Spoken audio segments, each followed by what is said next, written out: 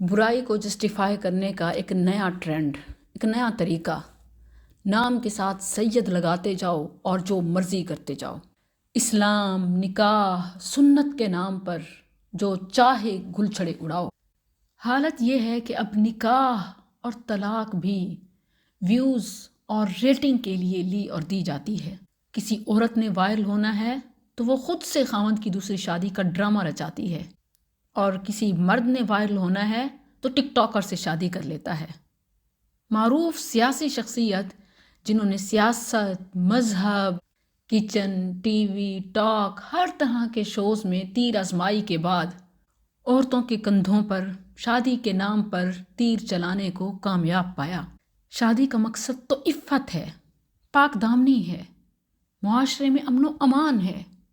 یہ کیسی شادیاں ہیں جو جتنی بڑھتی جائیں اتنی فحاشی پھیلتی جائے؟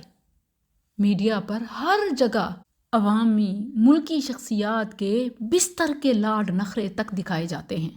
تعدد ازدواج، سیکنڈ میرج، ادر میرجز سنت ہے، لیکن اس طریقے سے کرنے کی وجہ سے خواتین اس قدر بدظن ہوئی کہ اسے حرام سمجھتی ہیں۔ مردوں نے اسے بس شہوت پوری کرنے کا ذریعہ بنا لیا اور خواتین نے کمائی کا۔ شادی کا مقصد تو گھر بنانا اور بچانا ہے، خواتین کو پروٹیکٹ کرنا ہے، نہ کہ انہیں رسوا کر کے بے گھر کرنا، دوسروں کے قابل بھی نہ چھوڑنا۔ مسلمانوں کے اس عمل کی وجہ سے دین کی بدنامی ہو رہی ہے۔ بے دین لبرلز کو موقع ملتا ہے کہ وہ سیکنڈ میرج کے نام پر اسلام پر انگلی اٹھاتے ہیں۔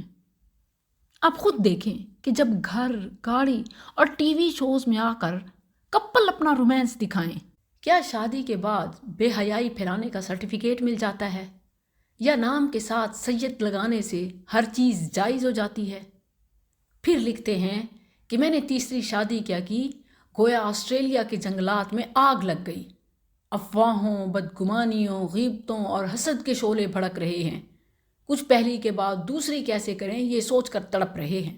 شادی کے حق میں قرآن اور سنت سے بڑے بڑے دلائل تو دیتے ہیں، مگر شادی کے اس مقصد سے غافل ہیں، جاہل ہیں جو کہ اس کے لیے روح کی حیثیت رکھتی ہے۔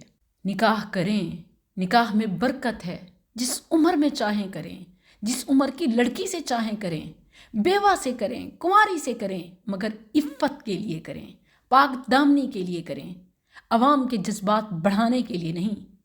نکاح اپنی ذات کے لیے کریں، فار پبلک نہیں، فار کیمرہ مین نہیں، فار میڈیا نہیں، ٹک ٹاک پر وائرل ہونے کے لیے نہیں، بلاگنگ کے کنٹینٹ کے لیے نہیں، پبلک میں وائرل ہونے کے لیے نہیں۔